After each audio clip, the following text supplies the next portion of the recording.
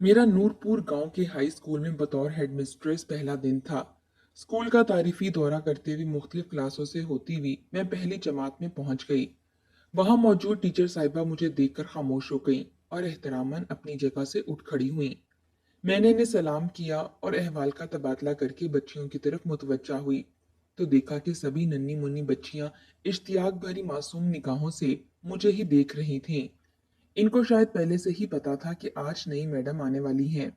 इसी असना में मेरी नज़र एक गोल मटोल और बहुत प्यारी सी बच्ची पर पड़ी, जो बेचारी पेंसिल तराशने में लगी हुई थी, मगर वो कामयाब नहीं हो पा रही थी। सभी बच्चियां मेरी तरफ मुतवज्जा थीं, मगर वो अपने ध्यान में अपने ही काम में मगन थी। मैं बेइख्तियार इसके करीब चली गई और इसके गाल को थपथपाया। इसने चौंक कर मेरी तरफ देखा और फिर अपनी पेंसिल और पेंसिल तराश मेरी तरफ बढ़ा दिए। क्लास टीचर ने जल्दी से आगे बढ़कर इसे रोकना चाहा, मगर मैंने मुस्कुराकर इशारे से इसे रोका और बच्ची से पेंसिल लेकर इसे तराशा और वापस इसकी तरफ बढ़ा दी। बच्ची के चेहरे पर एक दिल आवेज सी मुस्कुराहट फैल गई और इसके नन्हे से मुंह से जज़ाकल्लाह खैरा सुनकर मैं हैरान रह गई। मैंने इसकी क्लास टीचर की तरफ देखा तो मुस्कुराकर बोली, मैडम, ये बहुत लायक बच्ची है। इसे सभी दुआएं और पता नहीं क्या क्या कुछ याद है।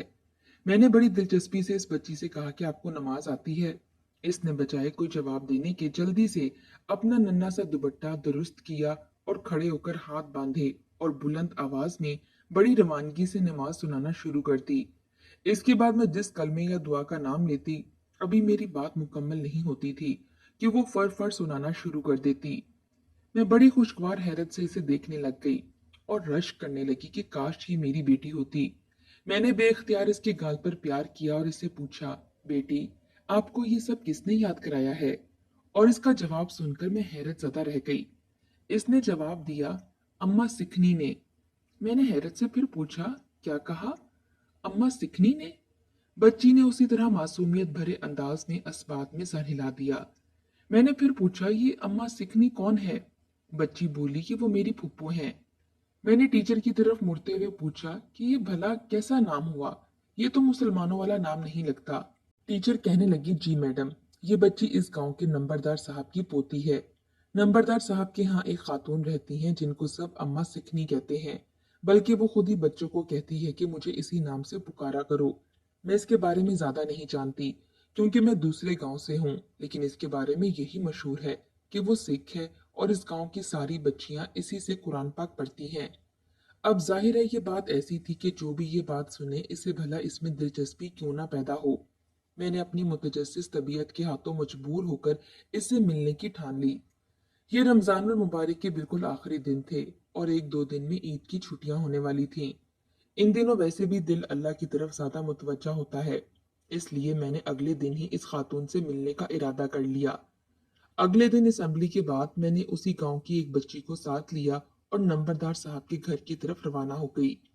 मकामी उस्तानियों की जबानी पता चला था कि नंबरदारों का घराना बड़ा खुदा तर्स और नेक गर्दाना चाहता है और ये स्कूल भी इनकी जाती कोशिशों की वजह से मंजूर हुआ है। रास्ते में गांव की औरतें बड़ी खुशी से मिल रही थीं और हर औरत मुझे अपने घर आने का कह रही थी। मुझे मालूम था कि देहात के लोग उस्ताद से कितनी मोहब्बत करते हैं, मगर जाहिर है मैं जिस काम के लिए अपनी जिम्मेदारी संभालने दूसरे दिन ही स्कूल से निकल आई थी, इसे भला कैसे अधूरा छोड़ सकती थी।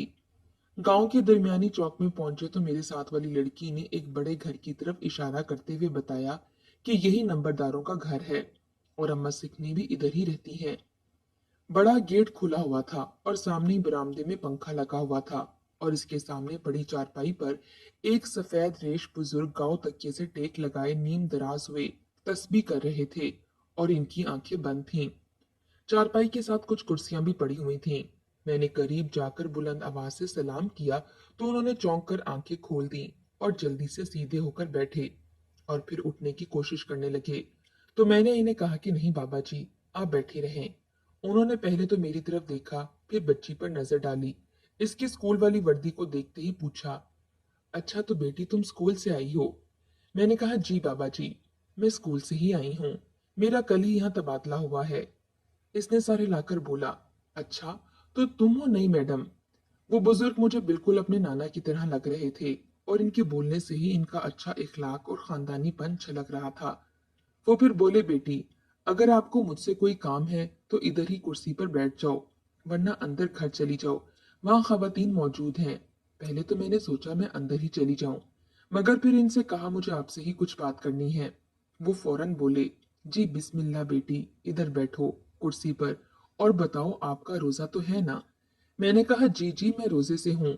मैंने बैठते ही बात शुरू कर दी कि बाबा जी, स्कूल में पहली जमात में आपकी पोती पढ़ती है।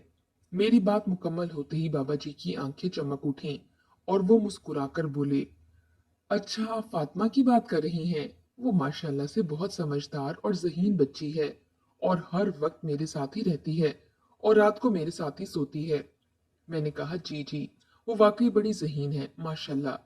मैंने इसे नमाज और दुआएं सुनी तो इसने सब कुछ याद था। मेरे पूछने पर इसने बताया कि ये सब इसे किसी अम्मा सिकनी ने याद कराया है और इसी बात ने मुझे आपके पास आने पर मजबूर कर दिया कि आखिर ये अम्मा सिकनी कौन है।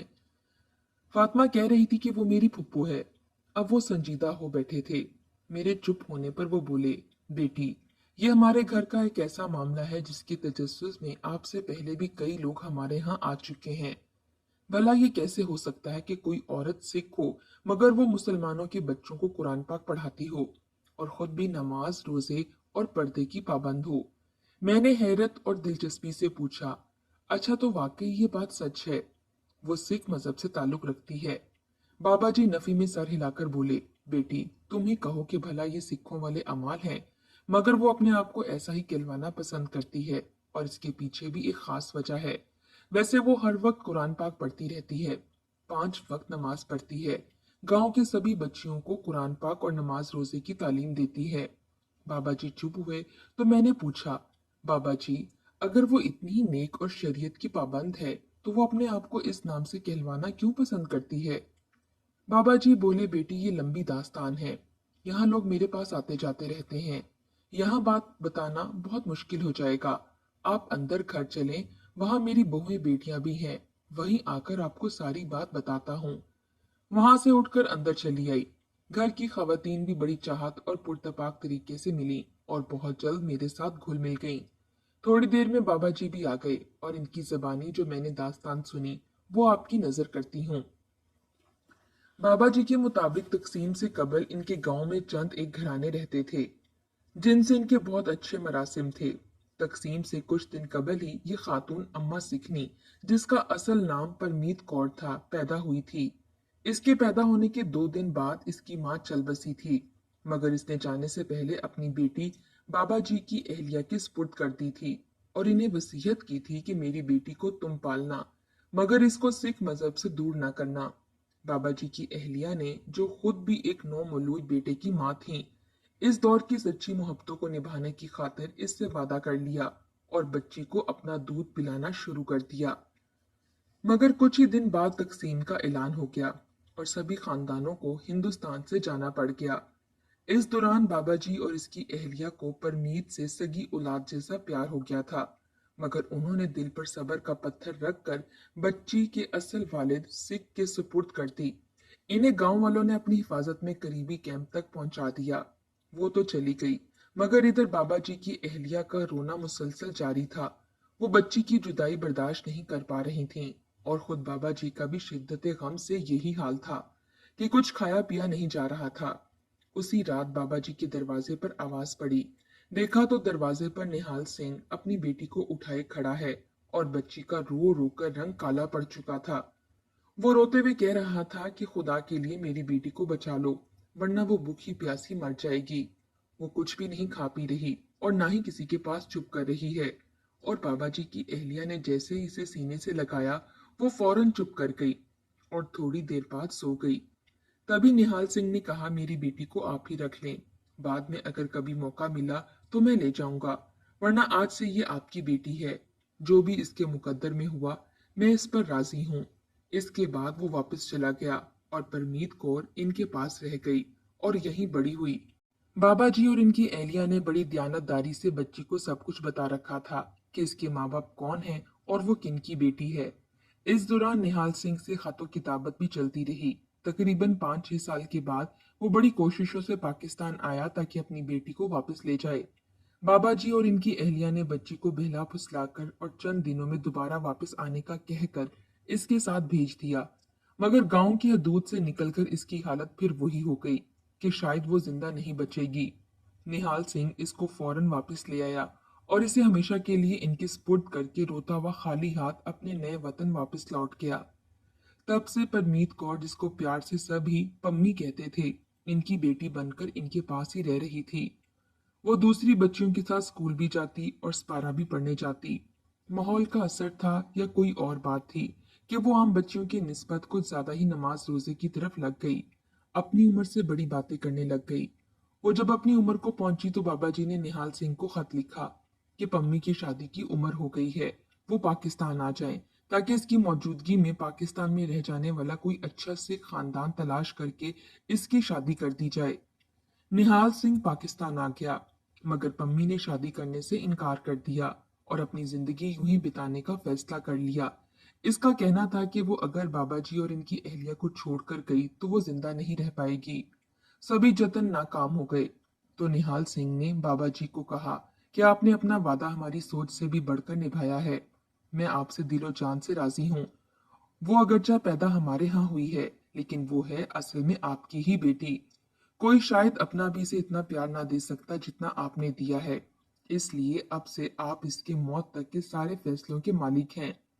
और वो एक बार फिर उसी तरह वापस लौट गया और कुछ अरसे बाद इसके इंतकाल की खबर आ गई। बाबा जी ने बताया, हमने इससे ये भी कहा कि हम खुद ही कोई सिख खानदान तलाश करके तेरी शादी कर देते हैं और तेरे शौहर को इधर ही अपने पास ले आते हैं। मगर इसका कहना था कि जिन्होंने मुझे पाला पोसा और अपनी बेटी बनाया वो मुसलमान हैं, तो मैं किसी सिख से क्यों शादी करूं? और अगर हम कहते कि तेरी शादी किसी मुसलमान से कर दें, तो वो कहती कि जिन्होंने मुझे जन्म दिया वो सिख हैं, तो मैं किसी मुसलमान से शादी कर लूं। कैसे? बाबा जी ने बताया कि पहले पहल तो हम पम्मी की वजह से बहुत परेशान रहते थे, मगर फिर हालात से समझौता करना ही पड़ा और इसकी जिद के आगे हथियार डालने ही पड़े। तब से इसने इसी जिंदगी को अपना ओढ़ना बिछोना बना लिया। इसके सारे अमल इस्लाम वाले ही हैं, मगर वो अपनी सगी माँ की ख्वाहिश की बिना पर खुद को सिख निकलवाती है और गांव में बहुत कम लोगों को इसके असल नाम का पता है। मैंने अपनी दूसरी बेटियों के बराबर इसे अपनी जायदाद में से हिस्सा दिया है। मेरी बेटी भी इसे अपनी सगी बहनों से किसी तरह कम नहीं मानती। वो अपने हिस्से की जमीन की सारी आमदन कमजोरों और मोहताजों की मदद, खसूसन गरीब घरों की बेटियों की शादी में खर्च कर देती है। दास्तान इतनी दिलचस्प थी कि जब बाबा जी चुप हुए कुछ देर तक तो मैं चुप सी बैठी रही। इसके बाद मैं अभी कुछ कहना ही चाह रही थी कि सबकी नजरें एक तरफ उठ गईं। मैंने भी बेख्तियार उस तरफ देखा तो एक इंतहाई नूरानी चेहरे वाली उधेड़ उम्र खातून, जिसने बड़े सलीके से दुपट्टा ओढ़ रखा था, चली आ रही थीं। करीब आकर इसने सलाम किया और मेरी तरफ देखकर मुस्कुराते हुए बोली, माशाल्लाह, आज तो हमारे घर अल्लाह की रहमत आई हुई है। बाबा जी मेरी तरफ देखकर बोले, यही है मेरी बेटी पम्मी। फिर इससे मुखातिब होकर बोले, बेटी, ये स्कूल की नई मैडम है और तुमसे ही मिलने आई हैं। मेरा तारुफ सुनकर वो बड़ी चाहत से मेरी तरफ पड़ी और बहुत गर्म जोशी से मुझे मिली और हाल अहवाल पूछने लगी। मैं भी बड़े शौक से इससे बातें करने लग गई। वो वाकई कोई बहुत गैर मामूली शख्सियत की मालिक थी। ये मेरी से पहली मुलाकात थी जिसने मुझे शदीद मुतासिर किया। वो अगरचा उम्र में मुझसे काफी बड़ी थी, लेकिन हमारा ताल्लुक ऐसा बना कि गहरी दोस्ती में बदल गया। उस दिन पहली मुलाकात के बाद मैं वापस स्कूल जाने लगी तो बाबा जी कहने लगे, आप भी मेरी बेटियों की तरह हो और हम बेटियों को खाली हाथ रुखसत नहीं करते। अभी थोड़ी देर में हमारा मुलाजिम आपके लिए कुछ चीजें स्कूल में पहुंच जाएगा, वो कबूल कर लीजिएगा। और मैं इनके खलूस और प्यार को देखकर रस्मन भी इनकार ना कर सकी। इसके बाद हर हफ्ते या दूसरे हफ्ते हमारी मुलाकात लाजमी हो जाती थी। या तो वो मुझसे मिलने स्कूल आ जाती या फिर मैं इनके यहाँ चली जाती थी। सच पूछें तो आला तालीम याफ्ता होने के बावजूद दीन इस्लाम की बहुत सी बातें और मिसाइल मैंने उसी से सीखे। मैंने तकरीबन 5 साल इस स्कूल में गुजारे। इसके बाद मेरी तरक्की हो गई और मेरा शहर के एक स्कूल में तबादला हो गया। साल भर होने को आ गया था, मगर तबादले के बाद से हमारी एक भी मुलाकात नहीं हुई थी। बस खतो किताबत पर हाल अहवाल में मालूम हो जाते थे, मगर ये खतूत का सिलसिला बड़े तसलसल से जारी रहा। इस दौरान अचानक एक दिन सुबह सवेरे दरवाजे पर दस्तक हुई। मेरे मियाँ दरवाजे पर गए तो उसी गांव का एक आदमी मौजूद था जो इत्तला देने आया था कि रात बाबा जी का इंतकाल हो गया है। परमीत यानी अम्मा सिकनी ने खास तौर पर ये इत्तला मुझ तक पहुंचाई थी। मेरे मियाँ भी हमारे ताल्लुक को अच्छी तरह जानते थे, इसलिए वो कहने लगे तुम छुट्टी की दरख्वास्त लिख दो, वो स्कूल दे आता हूँ और जल्दी से तैयारी कर लो, हमें वहां जरूर जाना चाहिए। मैंने भी फौरन हामी भर ली। हम अपनी गाड़ी में गांव की तरफ रवाना थे और हम दोनों यूं खामोश थे जैसे हमारा अपना कोई इंतकाल कर गया हो। मुझे तो बस रह रहकर परमीत का ख्याल आ रहा था। इस बेचारी का क्या होगा। वो बाबा जी की अहलिया की वफात के बाद यही दुआ किया करती थी कि मुझे बाबा जी से पहले मौत आ जाए, वरना वो बाबा जी से जुदाई का सदमा बर्दाश्त नहीं कर पाएगी। गांव में दाखिल हुए तो सारा गांव ही गम में डूबा नजर आ रहा था। हर बंदा ही उदास नजर आ रहा था। जिंदगी हो तो ऐसी ही हो, दुनिया से जाओ तो हर आंख अश्कबार हो। इधर जब घर पहुंचे तो वहां की कैफियत और भी दर्द अंगेज थी। सबसे बुरी हालत परमीत की थी। सब लोग इसको ही संभालने में लगे हुए थे, इसे बार बार गश पड़ रहे थे। मुझे देखते ही वो मेरे गले लगकर बहुत रोई। वो कह रही थी कि अम्मा के बाद बाबा जी के सहारे जी रही थी, आज वो भी चले गए, अब मैं कैसे जी पाऊंगी। अब मेरे पास इसका क्या जवाब था। मैं इसे हौसला क्या देती, खुद मेरी भी आंखों से आंसू रवा थे और मैं बहुत कोशिश के बावजूद कुछ भी नहीं बोल पा रही थी। इधर फातिमा भी दादा की मैयत के सिरहाने बैठ के मुंह पे दुपट्टे का पल्लू डाले मुसलसल रोए जा रही थी। मैं इसको भी दिलासा देने की कोशिश करने लगी। खैर, जैसे तैसे करके जनाजे और तदफीन के बाद हम वापस आ गए। इसके तीसरे दिन एक और इत्तला मिल गई कि अम्मा सिकनी की हालत बड़ी खराब है और वो शहर वाले अस्पताल में दाखिल हैं। अस्पताल हमारे घर से ज्यादा दूर नहीं था, इसलिए मैं जल्दी वहां पहुंच गई। मैं इसे देखकर सच में दहल कर रह गई थी। 2 दिनों के अंदर ही इसकी हालत कैसी हो गई थी, जैसे वो सदियों की बीमार हो और जिसने कई दहाइयों से भी कभी आराम देखा ही ना हो। मेरा दिल यूं जकड़ गया जैसे किसी नादीदा कुव्वत ने इसे खींच डाला हो। इसके करीब इसके भाई यानी बाबा जी के बेटे और इनकी औरतें बड़े मगमूम से बैठे हुए थे। मुझे देखते ही दोनों भाई जल्दी से एक तरफ हो गए और मैं वहां बैठ गई। मैं इसके करीब बैठी तो इसने खुली आंखों से मेरी तरफ देखा और फिर जैसे ही इसकी आंखों की चमक कुछ बढ़ गई हो, मुझे देखकर वो बुड़बुड़ाहट के अंदाज में बोली, अच्छा किया आप आ गईं, मुझे आपका ही इंतजार था। उसी वक्त एक खातून ने बताया कि इसने 2 दिन से कुछ नहीं खाया पिया। मैंने इसके करीब आकर कहा, देखो ये तो अच्छी बात नहीं है, जानबूझकर खुद को हलाकत में डालना प्यारे अल्लाह जी को बिल्कुल भी पसंद नहीं है। वो बड़े नईब से लहजे में बोली, मुझे पता है, लेकिन मैं क्या करूं, ये मेरे बस में भी नहीं है। और मैं इसकी कैफियत समझ गई कि वो बिल्कुल सच कह रही है। उस वक्त इसकी आंखें बंद हो गईं और लगा कि जैसे वो इंतकाल कर गई हो, लेकिन डॉक्टर को बुलाने तक इसने दोबारा आंखें खोल दी। मैं बहुत घबरा गई। मुझे यकीन हो चला था कि अब अल्लाह का हुक्म आने ही वाला है। मेरे जी में न जाने क्या आया कि मैंने इसके करीब होकर कलमा शहादत पढ़ना शुरू कर दिया। इसके चेहरे पर हल्की सी मुस्कुराहट उभरी। इसने मुझे खामोश होने का इशारा किया और आसमान की तरफ हल्का सा हाथ उठाकर बोली, ये मेरा और इसका आपस का मामला है। मैं समझ गई कि वो मेरी सोच से कहीं ऊपर के मदारिज में है। मैंने फिर इसके करीब होकर सरगोशी के अंदाज में कहा, अच्छा ये तो बताओ कि आप मुसलमान हो या सिख हो। वो फिर हल्का सा मुस्कुराई और बोली, जात तो मेरी सिख है, लेकिन मुसलमान होने से इनकार नहीं कर सकती। जिसके पास जा रही हूँ वही बेहतर जानता है कि मैं क्या हूँ। बस दुआ करना कब्र में इसके प्यारे हबीब सल्लल्लाहु अलैहि वसल्लम की जियारत हो जाए। और इसके साथ ही इसकी गर्दन ढलक गई। बस यही इसके आखिरी अल्फाज थे और इसके साथ ही इसकी रूह परवास कर गई। वहां खड़े दोनों भाई यूं एक दूसरे के गले लगकर रोने लगे जैसे वो हकीकत में इनकी खूनी रिश्तेदार हो। वाकई कई बार ऐसा होता है कि जिनसे खून का रिश्ता नहीं होता सबसे ज्यादा महबूब हो जाते हैं। खुद मेरे लिए भी एक ये बहुत गम का मरहला था और इसके घर के लिए तो खैर एक बहुत बड़े सदमे के फौरन बाद ये दूसरा सदमा था। हम दोनों मियाँ बीवी इस बार भी इनके गांव गए थे। वहां जाकर पता चला कि इसने सिर्फ यही वसीयत कर रखी थी कि इसकी कब्र बाबा जी और इनकी अहलिया की कब्रों के दरमियान बनाई जाए और बाबा जी के बेटों ने उसी हिसाब से इसके लिए जगह रख छोड़ी थी। और अब वो क्यामत तक के लिए अपने माँ बाप की आगोश में आ चुकी थी और अब इसे इनसे जुदाई का कोई धड़का भी नहीं था। मेरे मियाँ बता रहे थे कि ऐन जनाजे के वक्त किसी ने बात कर दी कि ये सिखनी है तो इसकी नमाज जनाजा क्यों पढ़ाई जा रही है। जिसकी वजह से गांव के कई लोग शशोपंच में पड़ गए। लेकिन मौलवी साहब आगे बढ़े और कहने लगे कि सारी जिंदगी नमाज रोजा करके गांव की सारी बच्चियों को कुरान पढ़ाकर नादारों की मदद करके भी अगर वो सीखनी है तो कोई पढ़े या ना पढ़े, लेकिन मुझे अपनी बख्शिश के लिए इसका जनाजा पढ़ने की बहुत ज्यादा जरूरत है।